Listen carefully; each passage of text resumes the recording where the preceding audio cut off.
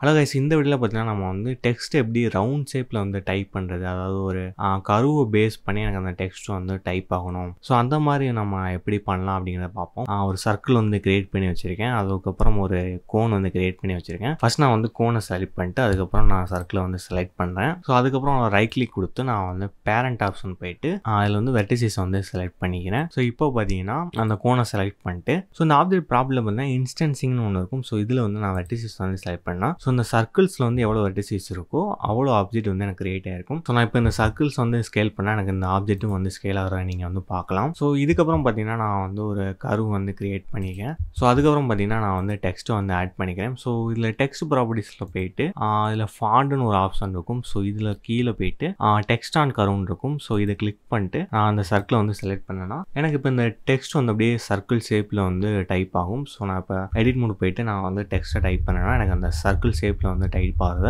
நீங்கள் வந்து பார்க்கலாம். ஸோ இந்த மாதிரி தான் நம்ம வந்து ஒரு டெக்ஸ்ட்டை வந்து சர்க்கிள் ஷேப்பில் வந்து டைப் பண்ணிக்கலாம்.